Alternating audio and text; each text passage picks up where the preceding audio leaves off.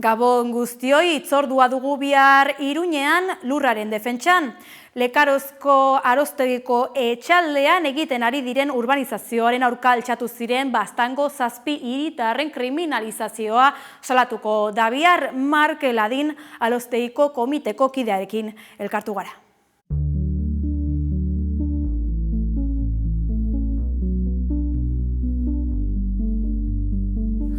Hogei urteko kartzela zigorra eta 56.000 euroko isuna Aroztegiako obrak geldiarazteko akanpada batean parte hartzeagatik. Hori da Baztango 7 herritarrek jaso duten zigorra talde kriminal bat osatzea leporatuta. 2021 batean Lekarozko Baztango obrak gelditzeagatik. Honen arira lurraren defentsan kriminalizaziorik ez lemapean, larun bat honetan otsailaren batean, Aroztegiako auziaren kontrako manifestaldia eginen da Iruñan. Aroztegiako afera ahoz-aho eta herriz-herri zabaltzen joan da azkenaldian. Hala ere, proiektu honek 20 urte baino gehiago ditu. Herritarren ahotsa ezagutzeko Lekarozko herrira gerturatu gara Aroztegiako komiteko kidea den Markel Adinekin hitz egiteko.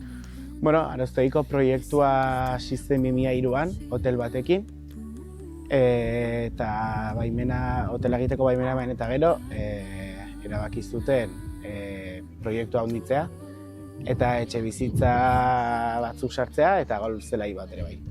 Proiektua hasi zen 2003an, eta sortu zuten enpresa bat Palacio de Aroztegia SL deitzen dena, eta enpresa horretan daude lekaroztar batzuk, Hilton luxuzko hotel katearen enpresa hori.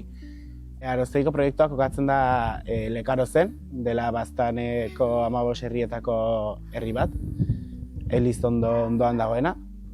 Eta proiektua zehazki dago Lekarozeko Teieria auzoan, Aroztegiko jauregiaren inguruko lurretan. Lur horiek ziren hemengo nekazarienak, baina proiektua dela eta expropiatu diete lur horiek, eta orain dira enpresarenak, pribatuak. Eta, pixketa saltzearren, lur horiek ziren lur ez urbanizagarriak, eta zituzten 300.000 euroko balioa, eta gero UPN eta geroa bairekin txantxuio batzukin lortu zuten urbanizagarri bihurtzea eta gaur egun dituzte 9 milioi euroko kostua. Baztandarrek proiektuaren kontrako jarrera erakutsi zuten hasieratik. Lur horiek hasiera batean nekazarienak ziren arren, enpresak lur horiek erosi eta lurzoru urbanistiko gisa kalifikatu zituen. Herritarren erantzuna betitik izan da proiektuaren kontrakoa. Herri galdeketak egin dira eta denetan ezezko atera da, lehenengo Lekarozen, gero Baztan mailan. Baina momentu horretan udalean zegoen UPN eta Nabai, orduko Nabai oraingo gero bai, eta haiek ahalbidetu zuten proiektu honen baimenak izatea, eta 2011an egon zen aldaketa bat, EH Bildu sartu zen indarrean Baztanen, eta orduan zen udalaren gehiengoa proiektuan alde egotetik, udalaren gehiengoa kontra egotera. Horrek ekarri zuen errepresioa eta horrek ekartzen den guztia, ez? Proiektua urte hauetan zehar aldaketa handiak izan ditu. 2003tik 10 arte hor egon ziren proiektu ezberdinen aurkezteak, hasieran etxe bizitza gehiago zeuden, hasieran bakarrik hotela zen, gero ikusi zutelaik baimena eman zietela, sartu zuten etxe bizitzak eta golfa, eta ondotik aldatu zen afera batzun ondorioz, eta gaur egungo proiektua da luxuzko hotel bat, 228 familia bakarreko etxe bizitza eta 9 hektareako golf zelai bat. 2010tik 20ra hor egon zen udal aldaketa, hor hasi zen errepresioa handitzen eta bar, Baztango alkateak isundu zituzten, epaitu nahi izan zituzten, eta horrela, hamarkada horretan Baztan mailako herri galdeketa bat antolatu zen, zehazko atera zena, eta pixka bat hori, eta gero, 21etik gaur egun arte, 21ean sartu ziren hondamakinak Aroztegiko lurretan, herritarrok gelditu genuen obra hori, jarri genituen gure gorputzak makinen aitzinean, eta gaur egungo egoerara 7 pertsona epaitu nahi dituztela gorputzak gorparatzeagatik. 2021ko udaberriak inflexio puntua suposatu zuen baztandarrentzat. Jaso zuten 21ean uste dut poliziaren bidez jakin zuten salaketa bat zutela, eta orduan deklaratu zuten 21ean berean uste dut, baina orain duela guti arte ez dute deus jakin izan. Eta orain jakin izan dute, pasaden urtean, kartzelera bidali nahi dituztela, 56.000 euroko isunarekin eta 20 urteko espetxe zigorrarekin. Talde kriminal gisa jardun zutela leporatzen diete 7 herritarrei. Eta leporatzen dietena da talde kriminal antolatua izatea, eta horren barruan estatus batzu daude, haiek ez dutelako ulertzen gure antolatzeko modua batzar bidez eta horizontalean, haiek uste dute batzar hauetan zegoela nagusi bat eta hori, eta ere leporatzen diete bortxa eta derrigortze delituak.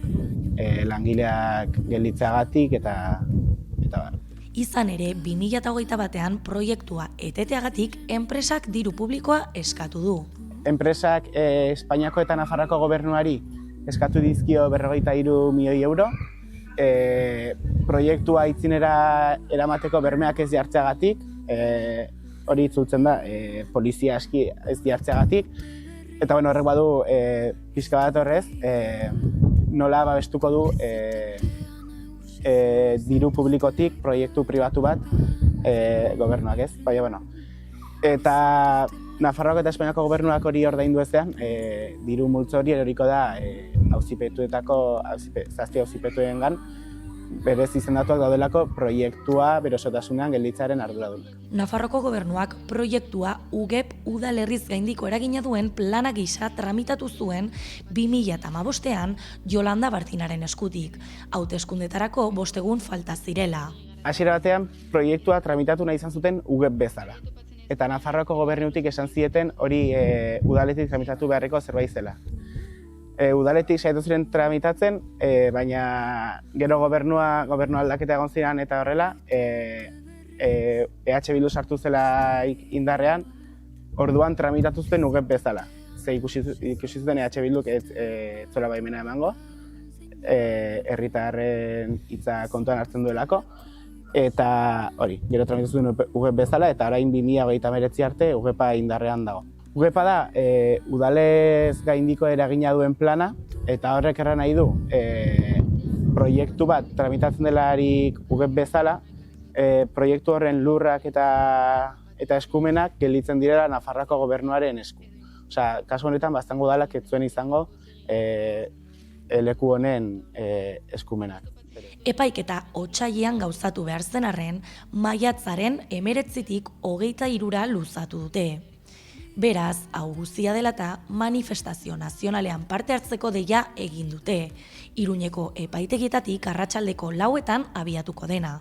Bai, Baztanen nahiko girotua, baina, hemendik kanpo ez dakit, espero dut ere bai, baina, ikusiko dugu abertzea ateratzen den. Manifestazio honetara ez etortzeak esan nahi duela 7 baztandar kartzelera bidaliko dituzula, eta hori animatu injustiziaren kontra, eta ez dela Baztango zerbait bakarrik, Euskal Herri osoan aurrekari bat irekin nahi duen errepresio puntu bat dela, eta hori, animatzeko.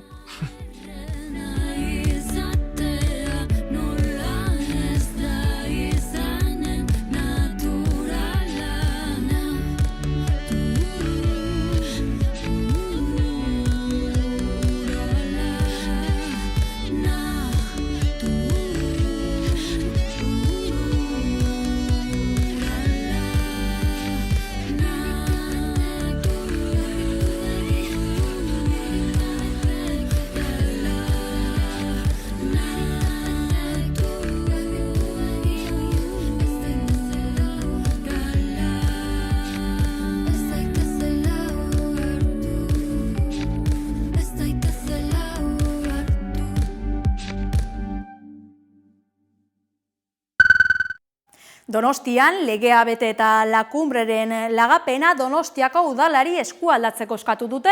2022an memoria legearekin akordatu zen Lakumbre Donostiako udalaren eskuetan geratuko zela. Eskualdaketa oraindik ez da gauzatu, baina aurrera pauso batzuk eman dira. Aste honetan, Gipuzkoako batzar nagusietan hizpide izan dute eraikina memoriagune izendatzearen proposamena. Helburu nagusia memoriarako, errekonozimendurako, emoziorako, bizikidetzarako, hezkuntzarako eta gogoetarako gune bat sortzea da. Memoria demokratikoaren legea 2022ko urriaren 19an onartu zen. Lege horren arabera urtebeteko epean Espainiako gobernuak Donostiako udalari lagako dio Lakumbre jauregia, eta hura memoria historikoa berreskuratzeko erabiliko dela jasotzen da. Bada legea noizbeteko zain daude, urtebete aspaldi pasazela eta. Gaian sakontzeko aurrena Lakumbre eraikinaren historian atzera egin dezagun hastapenetara. Jauregia 1862an eraiki zen. Hirigintza fitxaren arabera finkak 17.800 metro karratuko azalera du. Eraikinak sotoa beheko solairua, solairu nagusi eta ganbara ditu eta pabiloi bat. Non upategia beheko solairua, zabaltza, beiratea, ukuiluako etxetegia, bi iturri eta loratege dauden. 1954an Espainiako estatuak eskuratu zuen, eta handi gutxira diktadura frankistaren atzerri ministerioaren egoitza bihurtu zen. 1983an barne ministerioari eskualdatu zioten. Urte horretan bertan eskualdaketa egin eta 4 hilabete geroago Guardia Zibilak eraikin horretako sotoan kotxetegian bahituta eduki zituen eta bertan torturatu zituen Jose Antonio Lasa Arostegi eta Jose Ignacio Zabala Artano, Enrique Rodríguez Galindo komandantearen agindupean eta Julen Elorriaga gobernadore zibilaren onespenarekin. Ondoren biktimak Alakantera eraman eta han hil zituzten. 2022an memoria legearekin akordatu zen Lakumbre Donostiako udalaren eskuetan geratuko zela. Eskualdaketa oraindik ez da gauzatu, baina aurrera pauso batzuk eman dira. 2024ko abuztuan Donostiako udalak Lakumbre memoriagune bihurtzeko proposamenaren zirriborroa bidali zion Espainiako gobernuari. Urrian Arantzadi Argitu Zegiari Zor Mikel Zabaltza herri ekimena eta berridatzi elkarteek proposamen bateratu aurkeztu zuten. Donostiako Lakumbre jauregia talde parapolizialek eta estatuko segurtasun indarrek Euskal Herrian egindako giza eskubideen urraketa larri buruzko memorialeku izan dadin. Aste honetan Gipuzkoako batzar nagusietan hizpide izan dute proposamen hori. Helburu nagusia memoriarako, errekonozimendurako, emoziorako, bizikidetzarako, hezkuntzarako eta gogoetarako gune bat sortzea da. Estatuaren biktimak egia, errekonozimendua, elkarrizketa eta ordaina aurkitu behar dituzte esparru honetan, Lakumbreko jauregian. Horretarako baina lehentasunezkotza dute Donostiako udalak eraikinaren lagapena lortzea. Zergatik hainbeste resistentzia, lege baten idatzita dagoen mandato bat gauzatu ahal izateko. Argi dago, estatu indarkeria jasan dugunok ez ditugu eskubide berberak eduki. Lakumbre jauregia estatuaren biktimontzat nahi dugula, gure etxe goxo bat nahi dugula esateak ez duela beste inor baztertzen, ez duela esan nahi ez dugurik hitz egingo Euskal Herrian sufritu ditugun hainbeste eta hainbeste min eta zoi. Testu inguru honetan EH Bilduk EAJak eta Elkarrekin Gipuzkoak aproposa ikusi dute Lakumbre jauregia memorialeko gisa egokitzeko proposamena, eta lagapena udalak eskuratzea eskatu dute. Lege horren inguruan hitz egiten dena ez da betetzen ari, eta hori da guk ez duguna ondo ikusten, gure ustez lege baten garapenean emandako akordioak bete eta behar du lehenbailen, Donostiako Lakumbre jauregia izeneko honek lagapena behar du ja. Eta bai sinesten neguan hitz esan behar dela, baina baita ere garrantzia eman behar zaiola Lasa eta Zabala kasuari bertan.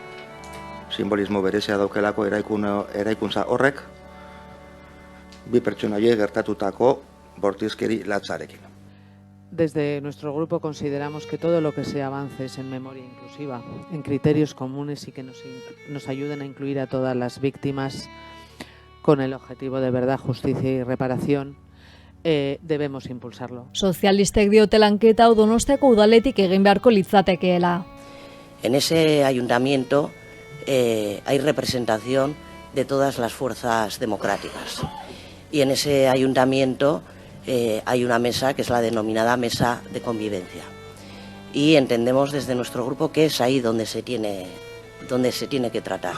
Talde popularrak berriz dio biktima guztiak hartu beharko liratekela kontuan estatuarenak zeinetarenak. El Palacio de la Cumbre en un espacio exclusivo para recordar las graves vulneraciones de derechos humanos cometidas por los grupos parapoliciales y fuerzas de seguridad del Estado resulta no solo excluyente, sino también contraria al espíritu de justicia, pluralidad y memoria democrática que pretende promover la Ley 2022 de Memoria Democrática. Arantzadi zientzia elkartetik erantzun du legea jasotzen duela zentro estatuaren errepresioa jasan dutenentzat dela. La cesión a la que se llega, el acuerdo que se llega, es San Cristóbal y la cumbre es para la violencia ejercida por el Estado. Lo dice muy claro. Euskal Herrian badira beste zenbait memoria zentro, Bilbon Memoria Gunea Gogora Institutuaren xedea, Gernikan Bake Museoa eta Gasteizen 2021 inauguratu zen terrorismoaren biktimen oroimenerako zentroa, martxoaren 3ko memoriala eta 2023an erosi zen Turtziozeko La Puente jauregia, erbesteko Eusko Jaurlaritza omentzeko. Donostiako La Cumbre eraikina estatuaren errepresioa jasan duten biktimei eskaina izan nahi da.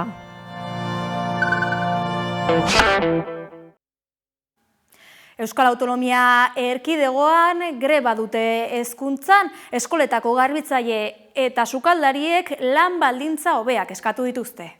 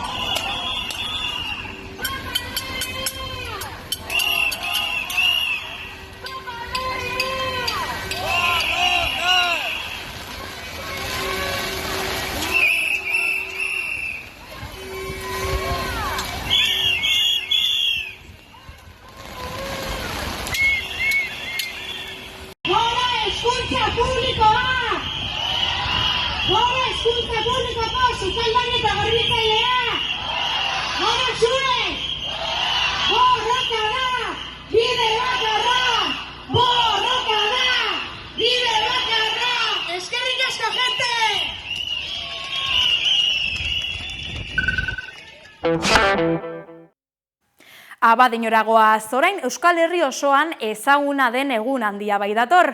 San Blas feria tradizionala ospatuko dute urterolez astelehenean. 11 ekitaldi izango dira bertan. Ez galdu. Beste urte batez, Euskal Herri osoko nekazari eta abeltzaintza garrantzitsuenetarikoa ospatuko da Abadiñon. Otsailaren 3an San Blas azoka tradizionala ospatuko da 130 ekoizle eta 180 abelbururekin aurten. Bertan eskualdeko ekoizleen elikagairik bikainenak erosteaz gain, artisau produktuak eta mintegiko landareak erosi ahal izango dira. Baita nekazarientzako makineriaren azken berrikuntzak ezagutu ere. Abadiñoko San Blas azoka urte luzez egin den azoka bada, Euskal Herrin baian eta esango nuke Euskal Herritik kanpo ere ezaguna den azoka bat eta Abadiñonentzako egun oso garrantzitsua. Azken finean, nekazal azoka oso garrantzitsua delako, lehenengo zentoarentzako erreferentziazko azoka eta eguna, eta horretaz gain abelburuen erakusta azoka badago ere bai, makina herramienta azoka ere bai, artisauentzako gunea eta gero ohikoa den San Blaseko kordela eta San Blas roskiak saltzeko guneak ere badaude eta nola ez horri laguntzeko taloen txosnak ere bai. Aurtengo azokan 130 ekoizle izango ditugu gurean eta 180 abelburu ere bai.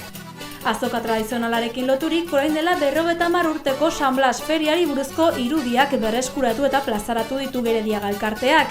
Abadiñoko San Blasak 1973 izena jarri dio elkarteak 19 minutuko ikusentzunezkoari.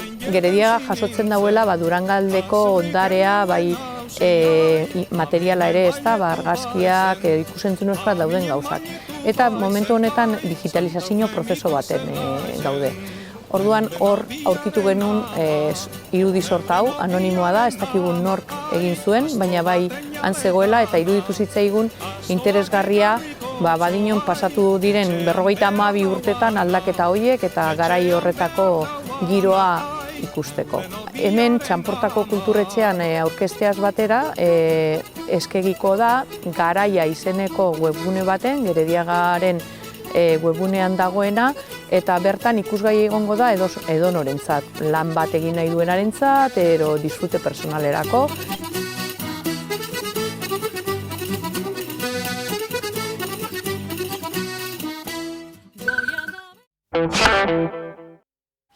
Hogeta garren aldiz banatu dituzte argia sariak, bertan izan da Udane Arbeo berri emailea. 2025ko argia sariak ematen ari dira, ohiko lege zuzurbilen atxega jauregian euskarazko komunikazioaren sariak dira honakoak, eta urtero bezalaxe Euskal Hedabidetako jende lepo batu da hementxe bertan, aurretik bazkaria eta jarraian sariak ematen dira. Leire Artola argiako kazetariak eman dizkigu xehetasun gehiago.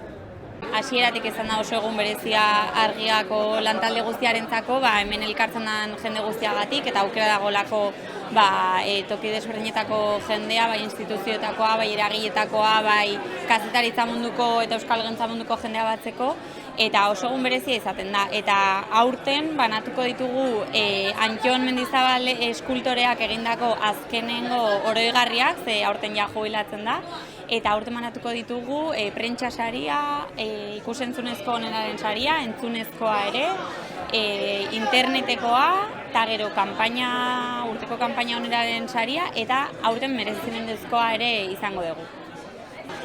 Eta gainera aurten beste urtebetez duela 3 bat urtetatik harpideduna gonbidatzen ditugu, harpidedun historikoak, eta aurten berezia izango da oroigarri bat emango diegulako 50 urtez argiako harpideduna izango diren kide batzuei, eta eskertzeko modu bat ere da ona gonbidatzea eta beraiekin konpartitzea egun hau. Etorkizuneko kultur agendari dagokionez, Zeitfest jaialdiaren 4. edizioa apirilaren 5ean egingo dute beken. Sune Dupla, Jose Luan Aiak, Kainakai, Akerbeltz eta Ingot ere Zeitfest gaztea jaialdian izango dira. Ez galdu!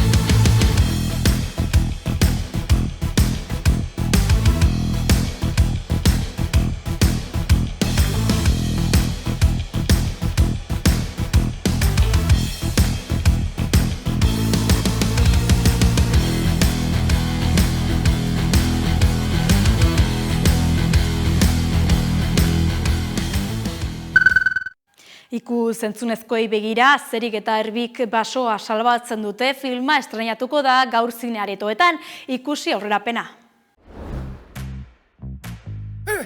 Festa jokon bat ezagutzen du! Tarteren bilanoa. Kontuz, Azeri! Azerik eta Erbik basoa salbatzen dute filma urtarrilaren 31an estreinatuko da Zinema Euskaraz programaren eskutik. Adin guztientzat zuzendutako film holandar hau euskarara bikoiztuta ikusteko aukera izango dugu Araba, Bizkaia eta Gipuzkoako areto desberdinetan. Zine Euskadik sustatutako Zinema Euskaraz programaren barruan aurten ikusiko dugun lehenengo filma da. Azeri! Hau munduko etxerik onena da. Ikusten duzuen guztia zuentzat da. Eusko Jaurlaritzako Kultura eta Hizkuntza Politika Sailak bultzatutako programa honek Euskal Herritarrei euskaraz bikoiztutako filmak helarazteaz arduratzen da. Zinemagintzan euskararen hedapena bultzatzeko. Urez beteta dago! Osondo, urone!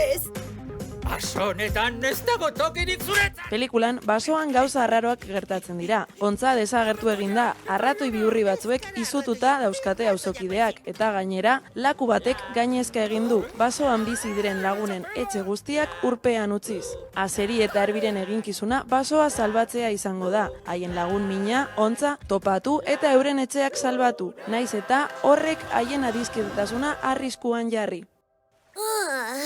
Hau goiza.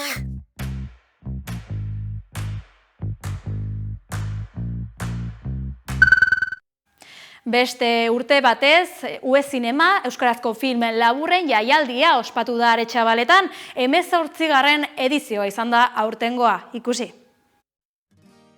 Amaitu da dagoeneko UE Zinema film laburren jaialdiaren 18. edizioa.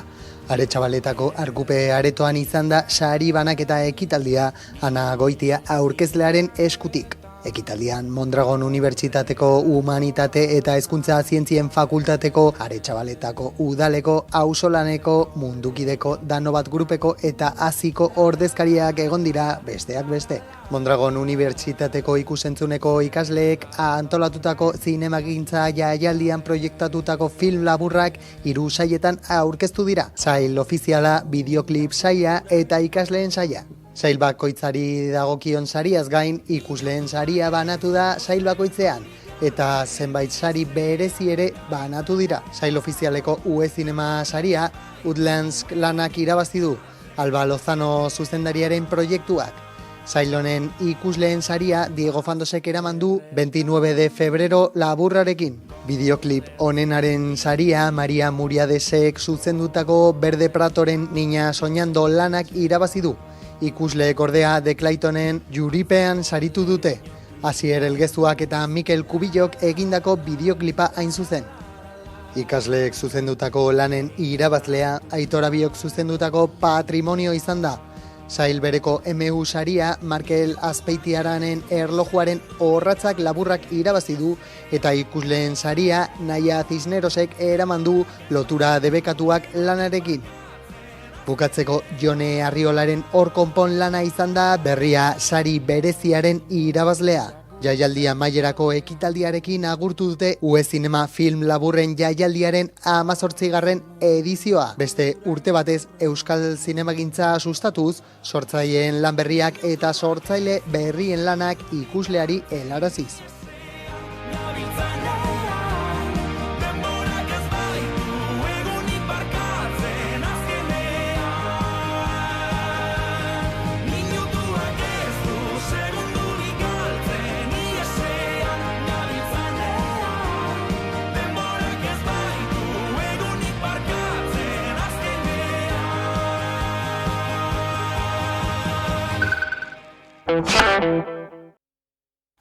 Besterik ez gure aldetik, euskarazko informazio gehiagorako badakizue gure sare sozialak edo 11.eus ataria duzue eskura. Asteburona pasa!